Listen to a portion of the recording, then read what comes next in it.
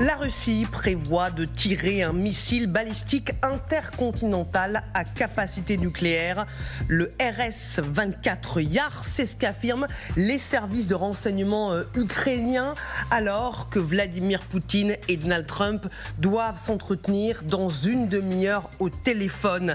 Laura Pouget, vous nous avez rejoint. Bonjour. De quoi s'agit-il ? Voici à quoi ressemble le Yars en parade dans Moscou le 9 mai dernier. Ce système de missile est un habitué des cérémonies militaires depuis qu'il est entré en service en 2010 dans l'armée russe. C'est un missile balistique intercontinental de portée estimée 10 500 km. Il est conçu pour porter une charge nucléaire et il est même dit Mirvé car il peut en emporter plusieurs, jusqu'à 4 têtes nucléaires indépendantes. D'après les informations données par le GUR, service de renseignement ukrainien, il devait faire l'objet d'un lancement sur un terrain de la ville de Svobodny, situé ici en Russie, dans l'oblast d'Amour. Ça ne s'invente pas. Un lancement d'entraînement, était-il précisé, qui était prévu pour la nuit dernière et visait notamment à intimider l'Ukraine ainsi que ses alliés européens. Mais d'après le site Défense Express, le tir n'a finalement pas eu lieu. Pour l'affirmer, le média s'appuie sur le fait qu'aucune vidéo n'a été publiée, ni de la part d'une autorité officielle, ni de la part d'éventuels observateurs, alors que le missile aurait dû traverser une vaste zone en Sibérie et donc être aperçu. Laura, on se souvient de l'Oreshnik lancé sur l'Ukraine en novembre dernier, là aussi pour faire peur, pour intimider. Quelle est la différence avec le Yars ? Le missile balistique Oreshnik n'a pas été lancé seulement en Russie le 21 novembre dernier, mais bien jusqu'en Ukraine, sur la ville de Dnipro, provoquant quelques dégâts. Ce jour-là, il ne portait même pas de charge explosive, mais les Russes ont maintenu l'ambiguïté sur sa capacité à pouvoir porter une charge nucléaire, d'où les mois suscités. L'Oreshnik est annoncé par les Russes comme étant un missile balistique de portée intermédiaire, pouvant donc atteindre des cibles comprises entre 3 000 et 5 500 km, soit plus faible que le Yars. Surtout, il n'a été utilisé qu'une fois et serait encore à l'essai, alors que le Yars, lui, est en état de fonctionnement. La preuve, il a fait l'objet de plusieurs tirs d'exercice grandeur nature ces dernières années et jusqu'à récemment, comme le montre cette photographie datée du 29 octobre 2024, diffusée par le ministère de la Défense. Une différence ainsi expliquée par un autre expert aéronautique, Gaëtan Powys. L'Oreshnik a été utilisé une seule fois, sans image officielle. Il est entouré d'un certain secret et si ça se trouve, nous n'en entendrons plus jamais parler. Le Yars, il est établi qu'il s'agit d'un missile équipé de plusieurs têtes nucléaires, connues et officiellement opérationnel. Merci beaucoup Laura Pouget pour toutes ces informations. L'Ukraine est en alerte, colonel, mais est-ce un scénario imaginable, un missile lancé sur l'Ukraine à une demi-heure de ce coup de fil Trump-Poutine ou même juste après ? Alors écoutez, pratiquement non. Je ne vois pas l'intérêt de tirer un missile balistique intercontinental à 2000 ou à 3000 km. La portée, c'est pour menacer, si vous voulez, pour menacer le continent, concrètement les Américains. Mais que font les Russes depuis plusieurs mois ? En fait, ils le font depuis plusieurs années. C'est les seuls, avec les Américains, quand les Américains ont bien baissé, c'est les seuls capables de travailler sur l'ensemble de la gamme tactique avec, je parle des missiles balistiques, qui parlent de terre et qui vont sur terre. Je ne parle pas des missiles qui font air, sol, d'accord ? Balistique, donc il y a des roues, et puis ça part de terre et ça va sur terre, donc balistique. Donc cette balistique-là, il y a 3 niveaux. Il y a le tactique, ils ont l'Iskander, tiré très régulièrement sur l'Ukraine, porté en gros 500 km. L'Oreshnik, c'est pour ça que c'est compliqué l'Oreshnik. L'Oreshnik, il tire entre 500 et 5000 km. Vous avez vu 3000 à 5000 km, comme l'a fort bien dit Laura. Donc en fait, c'est le missile balistique qui est très déstabilisant pour nous Européens, parce que s'il est tiré de quelque part, de Russie ou d'ailleurs, il est fait pour tirer sur l'Europe. Ça, c'est le vrai sujet. Donc, c'est un peu le SS-20 ou le Pershing des années 90, je ne sais pas si vous vous rappelez, avec François Mitterrand, etc. C'est le missile intermédiaire. Il faut savoir que ces missiles avaient été négociés en 87 et que le contrat, ou en tout cas le traité, est devenu caduc depuis 2019. Donc, il n'a pas été renégocié. Donc, en fait, il n'y a rien. Il y a un vide sidéral et les Américains n'ont pas ce genre de missile. Et le troisième catégorie, c'est le Yars qui vient de sortir. En fait, il en a 2. Il y a le Yars, c'est le RS-24 pour faire court. c'est facile à se rappeler, et le RS-28 qui est le Sarmat. Ça, c'est vraiment l'outil de dissuasion extrême. C'est intercontinental, c'est fait pour tirer sur des grandes villes. Bon, c'est tiré à 12 000 km, 15 000 km, ça va à une vitesse folle, enfin, j'en parle pas dans les détails, c'est un monstre. Le but, c'est de le montrer. C'est pour ça qu'ils l'ont annulé. Ils ont fait savoir aux Ukrainiens qu'ils allaient le tirer, et ils l'ont pas montré. J'arrête là la partie technique qui est pas très intéressante. Par contre, dès qu'on parle de nucléaire, il faut comprendre pourquoi il fait ça. Donc en fait, c'est de la politique, c'est de la gesticulation. Il montre ce qu'il sait faire. Et tout ça, on peut pas le séparer de deux événements. Premier événement, c'est pas la guerre en Ukraine, évidemment. Premier événement, c'est la pression que nous, Européens et d'autres, on exerce sur Poutine. Donc il dit, voilà ce que j'ai comme arme, continuez de m'énerver, vous allez voir ce qui va vous arriver sur la tête. Il fait de la dissuasion. Et puis il négocie avec Trump, rappelons-nous, on l'a dit tout à l'heure dans la partie précédente, et c'est très intéressant, dans cette bilatéralité de la discussion, il faut travailler à égalité. Donc en fait, il émet auprès de Trump l'hypothèse selon laquelle il est prêt à recréer un équilibre de la terreur au travers de l'armement. Malheureusement pour les Américains, qui ont un peu décroché, en termes d'hypervélocité, en termes du nombre de missiles, ils ont le même nombre de têtes, mais ils ont moins de porteurs, pour faire court, moins de capacité, moins de diversité. Ça va obliger les Américains à rentrer dans une espèce de course aux armements pour avoir l'équilibre. Donc on revient vraiment sur un modèle des années 60, 70, 80, 90, qui est l'équilibre par la terreur. Et on voit vraiment que c'est là que les Russes nous emmènent. Mais est-ce que les Ukrainiens sont dupes de cette stratégie de la peur, ou est-ce que cette alerte, c'est aussi une manière pour Kiev de dire il ne faut pas arrêter de nous soutenir avant ce coup de fil? Il y a ça qui se joue, parce qu'on sait, de toute façon, ça c'est pas un secret, tant ils s'expriment à ce sujet, ils ont besoin de défense aérienne. Maintenant, concernant ce tir très précis, il semblerait que ce fût un test raté. Donc en fait, il n'y a ni image d'un côté comme de l'autre, c'est-à-dire est-ce que ce tir a réussi ou a échoué, il n'y a rien. Ce qui, quand on connaît la façon de s'exprimer du Kremlin, peut aller dans le sens plutôt de l'échec. Donc il se murmure quand même dans la presse ukrainienne ou sous les boucles ukrainiennes que ce test a raté. En revanche, ce test avait vocation à faire peur et à intimider.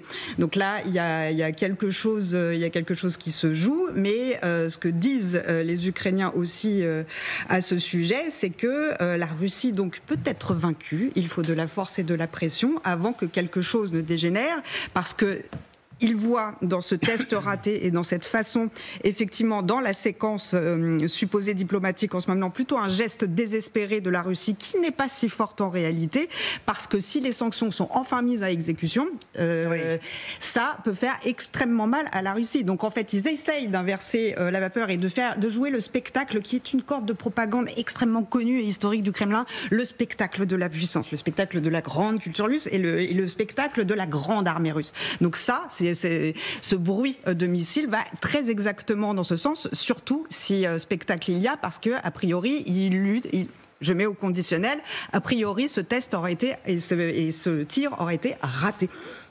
Les Européens qui sont réunis à Londres, sommet avec les ministres des Affaires étrangères, savent que c'est aussi la sécurité du continent européen qui se joue à travers ce coup de fil.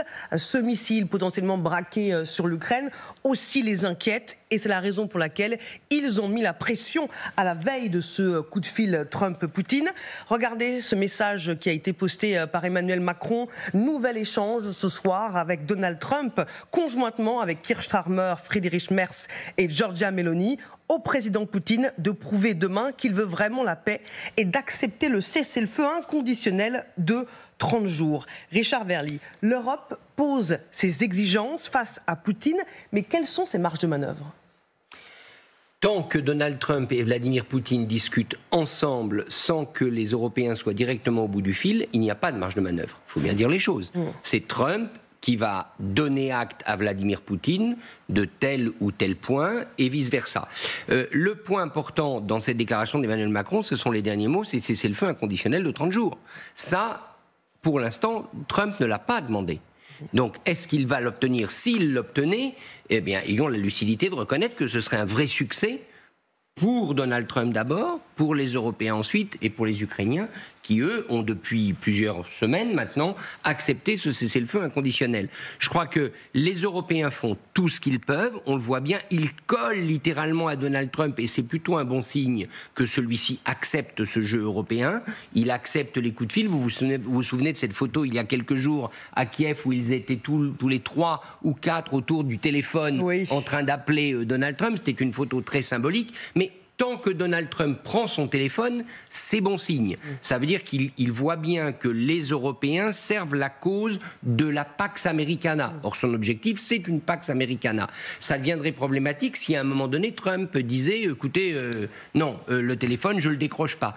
Par contre, à part faire part d'un certain nombre de préoccupations, les Européens, pour l'instant, eh bien, ils n'ont pas montré leur force sur 2 points où peut-être Trump les attendait. Premièrement, toujours pas de déploiement et même pas de précision sur le fameux contingent de réassurance de forces qui serait envoyé en Ukraine. Donc ça, vu des États-Unis, moi je reviens des États-Unis, j'y étais pendant 15 jours. Si vous dites on est prêt à déployer des forces, on va déployer des forces, on est sur le point de déployer des forces, mais que vous faites rien, vous n'êtes pas crédible. Donc là, il y a une vraie erreur, en tout cas un problème dans l'opinion américaine de la part des Européens. Et deuxième chose, c'est les sanctions. Les Européens avancent avec un nouveau train de sanctions, le 17e, qui n'a pas encore été complètement approuvé par les États membres. Mais encore une fois, si les sanctions, elles ne sont pas européennes et américaines, elles perdent énormément de leur puissance. Je rappelle quand même que les fameux navires fantômes, vous savez, ceux dont on dit qu'ils transportent illégalement les hydrocarbures, ils sont pas fantômes du tout. On sait très bien qui sont ces navires, on sait très bien où ils sont, on sait très bien par où ils passent, on sait très bien qui les affrètent. Et les Européens, ça se passe à proximité de leur territoire. Ils pourraient arraisonner ces bateaux, par exemple. D'ailleurs, il y avait eu un cas d'un navire qui avait été arraisonné. Pour l'instant, ils ne le font pas. Ils peuvent pas pour une raison très simple, c'est qu'en fait, ils font toutes leurs activités dans les eaux internationales. Oui, mais il y a eu des cas où on a réussi à en arrêter un. Et je rajoute enfin que quand même Emmanuel Macron a dit lui-même qu'il n'était pour l'instant toujours pas favorable à la saisie des fameux avoirs de la Banque centrale russe. Il y reste défavorable. Donc, à force de donner certes des signes de, je dirais, de pression vis-à-vis de l'Amérique, de pression insistante, mais qui ne se traduisent pas dans les faits, la cause européenne n'avance pas vraiment. Justement, puisque Richard Verly a évoqué ce qu'on appelle cette flotte fantôme, on sait qu'il y a eu des appels à intensifier et coordonner l'action contre la flotte fantôme russe de pétroliers sans pavillon en mer Baltique. Ils ont été lancés ce week-end. La réunion des Européens pourrait imposer des sanctions à 180 navires. Vous l'avez dit, Richard Verly, ces navires, ils sont identifiés, ils ne sont pas du tout fantômes. On estime que cette flotte transporte jusqu'à 85% des exportations pétrolières russes, finançant ainsi environ un tiers de son budget. Colonel, est-ce que ces sanctions peuvent y mettre fin ? Non, bien évidemment, pour une raison très simple. C'est que pour arrêter un bateau, si vous voulez, il faut le détruire, le prôner ou le récupérer, le capturer. Le problème, c'est que ces bateaux transitent, si vous voulez, dans les eaux internationales. Donc, en fait, vous ne pouvez pas y aller. Le droit maritime est ainsi fait. À ce moment-là, vous faites un acte de piraterie, vous allez sur le bateau et vous allez conquérir le bateau. Mais c'est un acte de piraterie. La seule possibilité, c'est interdire à ces bateaux d'aller dans un port ou dans un autre. C'est une vieille norme, qui s'appelle l'ISPS, qui est une norme américaine qui a été créée après septembre 2001. Donc, c'est le contrôle des ports, on sait exactement quels sont les ports, etc. Donc si ces bateaux ne peuvent pas accoster, ils auront plus de mal. Parce que le problème, aller en Russie, ça y prend toujours aller en Russie. Le problème, il faut aller ailleurs. Et ailleurs, c'est où ? Donc c'est des endroits qui sont, soit qui produisent de la matière première ou de l'énergie, ou qui achètent, etc. Les pays, je dirais, plus ou moins pauvres, entre guillemets, qui vont avoir de la matière première, ils vont échanger autre chose. Donc on voit qu'il faut essayer d'interdire l'accès aux ports. Les bateaux, c'est intouchable, sauf si on y va à l'ancienne. Et on fait, vous savez, à l'époque, Louis XIV et les autres de notre royauté avaient créé les corsaires contre les Anglais pour ça. C'était pour arraisonner les bateaux qui transportaient toute une série de choses. Et comme la marine royale ne pouvait pas le faire, ils ont envoyé les corsaires le faire, qui était justement le mot corsaire. Il faut créer des corsaires. Une flotte fantôme européenne. Et voilà, exactement. Et c'est exactement ça en plus. Mais on y est quasiment, parce que si on veut être efficace, il faut utiliser les mêmes armes, comme toujours. Anne Maï-Kremer. Oui, je confirme. Je travaille pour un journal ukrainien qui avait produit une magnifique enquête à ce sujet. En effet, c'est une formule très occidentale, d'ailleurs, que l'emploi de l'expression flotte fantôme. Elles peuvent être un peu fantômes dans la mesure où on parle aussi de la question de la vétusté des navires et du danger qu'ils représentent en termes de salubrité océanique, pour le dire comme ça. Donc là, il pourrait y avoir la question de la fantôme, parce qu'en effet, maintenant se joue une question de bataille du droit. En revanche, d'un point de vue purement juridique, ce que disent les experts maritimes ukrainiens, c'est qu'il y a aussi toujours, dans le cadre d'un article très précis de la Charte des Nations Unies, une panel de contre-mesures dans ce cadre-là qui peuvent être employées pour bloquer certains navires, ce qui a été plutôt déjà fait de façon historique par les Scandinaves. Ils ont quand même fini par saisir des bateaux. Et donc on peut faire plein de choses parce qu'en effet, on a leur compagnie d'assurance, on sait où ils sont, on sait les armateurs, ça passe beaucoup par la Grèce, enfin tout est géolocalisable. Donc cette formule est une façon d'avoir mis dans le débat public cette question-là, mais ces navires n'ont rien de fantôme,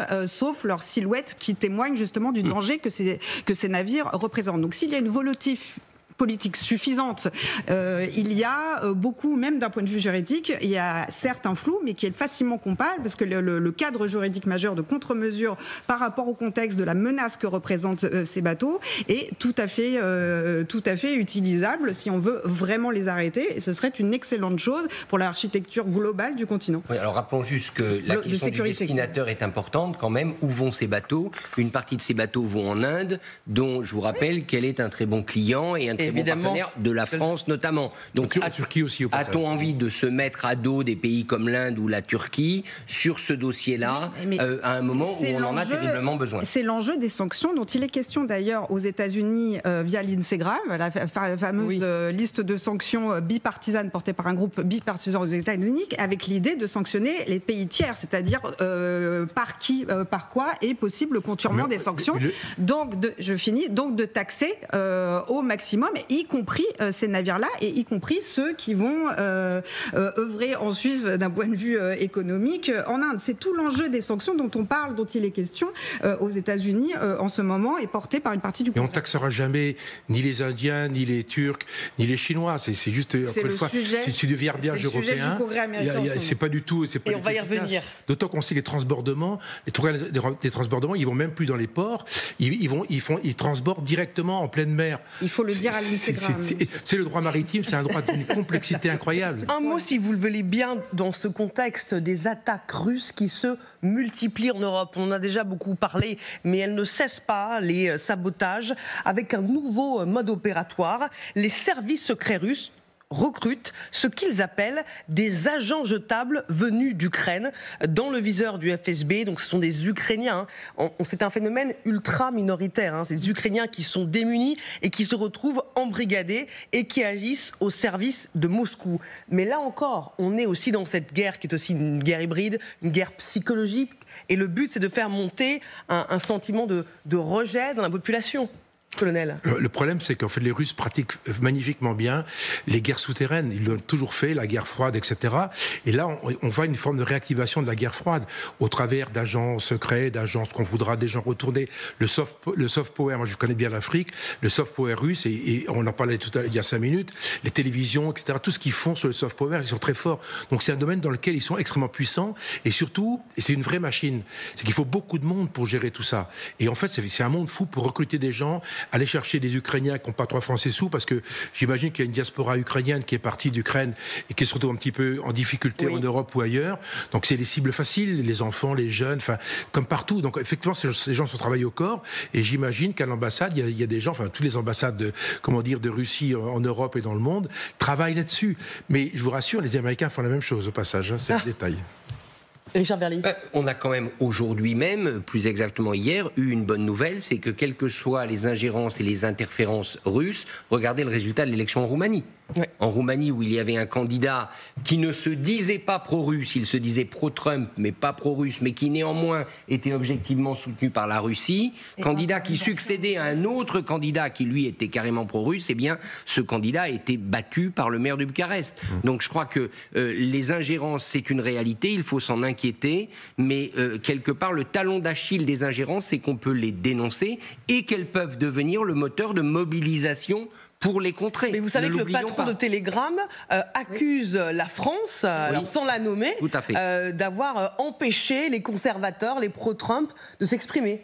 Oui, dans un poste, plusieurs d'ailleurs, de Pavel Durov, absolument. De rappeler, alors le candidat qui a échoué en Roumanie, ne disait pas très clairement son amour au Kremlin, mais enfin, il était quand même très anti-ukrainien, il était interdit de séjour en Ukraine, donc on avait quand même plusieurs indices, mais en effet, c'était une excellente aussi nouvelle pour l'Ukraine que la victoire du démocrate. Mais pour en revenir ça rappelle aussi ce qui se passe, ou la façon, ce qu'il passe sur la question de ces agents jetables. Ça rappelle aussi ce qu'il se passe notamment dans les territoires occupés, parce qu'effectivement, il y a une stratégie éternelle et très perverse de la part du Kremlin que d'utiliser justement des Ukrainiens. Et ça, c'est un enjeu, c'est à triple détente. En fait, c'est aussi pour faire porter le chapeau aux Ukrainiens. Donc, il y a ça aussi qui se joue dans ces gestes, donc d'aller cibler les plus vulnérables, et aussi, pour rappeler ce qui se passe dans les territoires occupés, que de menacer les familles des agents ciblés ou des plus jeunes